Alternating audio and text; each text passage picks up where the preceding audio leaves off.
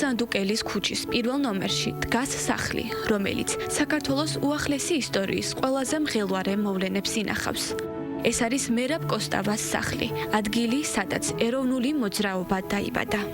პატიმრობიდან დაბრუნებული მერაბ კოსტავა სწორედ აი ამ სახლში იღებდა უამრავ სტუმარს. ეს სახლი იყო თავშეყრის ადგილი იმ ადამიანებისთვის, ვინც მისგან ელოდებოდა სიახლეს. იმ დროისთვის ძალიან ბევრი საკითხები იყო, რომელიც საზოგადოებისგან, ასე ვთქვათ, მიჩხმალული იყო, რომელიც სააშკაროზე გამოტანა, იცოდნენ, რომ მხოლოდ შეიძლებოდა ამ სახლში მომხდარიყო. სახლი უკვე ვეღარ იტევდა სტუმრებს, ამიტომ გადაინაცვლეს ეზოში, სადაც პირველი აქციები იმართებოდა, სადაც პირველად აღმართვა მერაბ კოსტავამ 88 წელს 70 წლიანი წყვეტის შემდეგ საქართველოს ეროვნული დროშა და თამამად შეიძლება ითქვას, რომ ეს სახლი ეროვნული მოძრაობის საკვანსაც წარმოადგენს. სახლი, რომელიც ერთ დროს მეგობრებისა და თანამებრძოლების თავშეყრის ადგილად იქცა, დღეს უკვე მუზეუმია. აქ თითოეული კუთხე და ნივთი ქართველი ეროვნული გმირის, ცხოვრებისა და ბრძოლის ამბავს ინახავს. ეს გახლავთ ჩვენი მუზეუმის ყველაზე მნიშვნელოვანი ოთახი, სადაც მერაბ კოსტავამ თავისი ცხოვრების მრავალი წელი გაატარა. ის ამ ოთახში წერდა თავის ლექსებს, თავის პუბლიცისტურ ნაწარმოებებს, უკრავდა ამ როიალზე, რომელიც მისთვის ყველაზე მნიშვნელოვანიც და ჩვენი მუზეუმისთვის ყველაზე მნიშვნელოვანი ექსპონატს წარმოადგენს. მუსიკა მერაბ კოსტავას ცხოვრების განუყოფელი ნაწილი იყო. პროფესიით მუსიკად მცოდნე გახდათ. კონსერვატორიაში სწავლა თავიდან ფორტეპიანოს განხრით დაიწყო. შემდეგ სპეციალობა შეიცვალა, რადგან მიხვდა, რომ ეროვნული მიზნებისთვის ბრძოლას უფრო მეტი დრო სჭირდებოდა. როდესაც მისი გადაწყვეტილება მისმა რექტორმა გაიგო, ის იმდენად აღშფოთდა და იმდენად დამწუხრებული იყო, რომ მოდიოდა მის ოჯახის წევრებთან, ეხვეწებოდა თვითონ მერაბს, რომ ძალიან გთხოვ, არ შეიცვალო სპეციალობა და ის ამბობდა, რომ არა მარტო საქართველო, მსოფლიო კარგავს მისი სახით უდიდეს მონაპოვარს და მას შეუძლია, რომ იყოს მართლაც საუკეთესო სპეციალისტი და საუკეთესო პიანისტიო, მაგრამ მერაბ კოსტავა თავის გადაწყვეტილებაში მტკიცე და ურყევი იყო.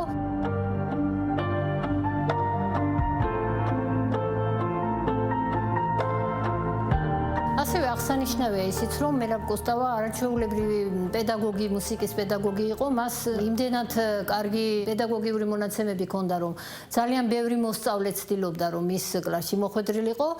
ის არა მარტო სკოლაში, მუსიკალურ სკოლაში ამეცადინებდა ბავშვებს, მას თავის სახლშიც მოყავდა და ასწავლიდა საგალობლებს. ამ როიალთან ხშირად შესრულებულა ეს საგალობლები.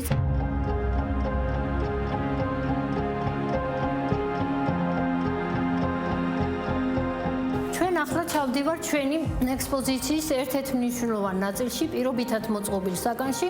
მერაბ კოსტავამ თავისი სიცოცხლის 1/4 წელი პატიმრობაში გაატარა. აქ გამოფენილია ის ექსპონატები, რომელიც მან ციხიდან დაბრუნების შემდეგ ჩამოიტანა.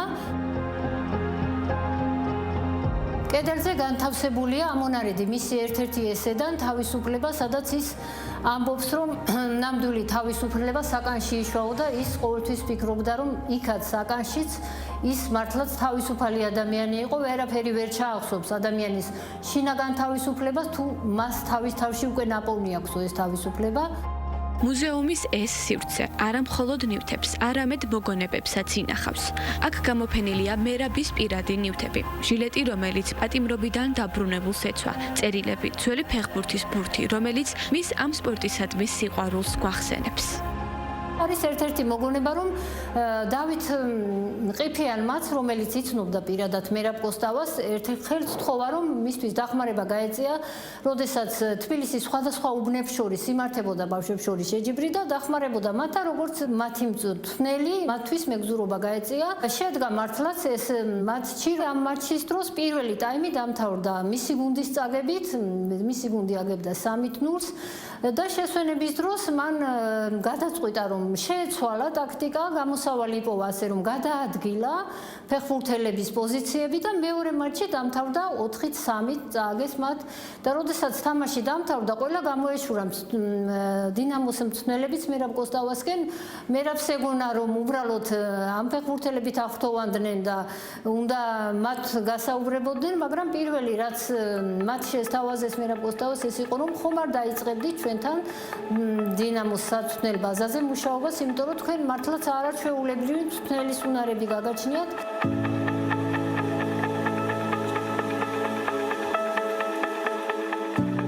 მუზეუმს შემოემატა კიდევ ერთი მნიშვნელოვანი საგანმანათლებლო კუთხე, სადაც განთავსებულია ეროვნული მოძრაობის ამსახველი ფოტო და ვიდეო მასალები, ამუნარიდები მისი შემოქმედებიდან, წერილები, დეპეშები. ეს გახლავთ ჩვენი მუზეუმისთვის ერთ-ერთი ძალიან მნიშვნელოვანი ექსპონატი, მერაბ კოსტავას პასპორტი.